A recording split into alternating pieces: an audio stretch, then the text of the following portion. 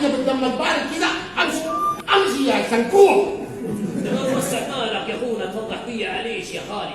الحمد لله اللي جاتك سهله يا خيي، والله يراو خيك اليوم مرضتي منزور في رفيقي في المستشفى عرضي، جيت لك شويه دواء وتحاليل.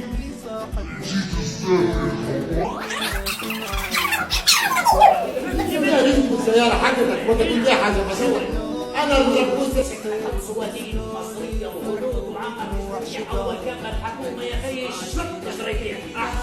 احنا ما يقدر علينا حد يا خالي، احنا من راجل يا رجل.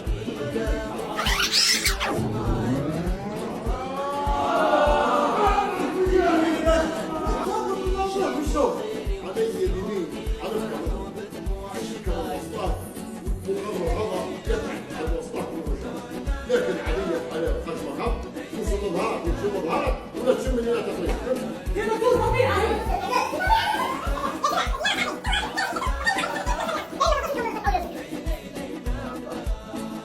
بسم الله والصلاة والسلام على رسول الله. أول شيء نحب نهني الشعب الليبي العظيم ونقول لهم كل سنة وأنتم طيبين وكل عام وأنتم بخير، إن شاء الله ينعاد عليكم بالصحة والسلامة. طبعا العبد لله الفنان أشرف العبيدي، هذه كانت مسرحية لي عن ربح الشعبي يعني. الحمد لله يعني اتاحت لي الفرصة أستاذ داوود، وهذا ثاني موسم على التوالي يعني، وإن شاء الله ربي يكملنا بالخير وربي وفقنا. وطبعا مسرحية المستشفى الجزء الثاني اللي هي بعنوان في المسالك الجو سالك، وإن شاء الله ربي وفقنا بنخبة من نجوم بنخبة من الشباب، وإن شاء الله يا ربي يدعو للنجوم في المستقبل. والحمد لله بعد تعب 3 شهور أصرينا أن يا ربي نكونوا على قد المسؤولية يعني. وبارك الله فيكم، وإن شاء الله كل عام وأنتم بخير وديما طيبين إن شاء الله. السلام عليكم ورحمة الله، كل عام وأنتم بخير.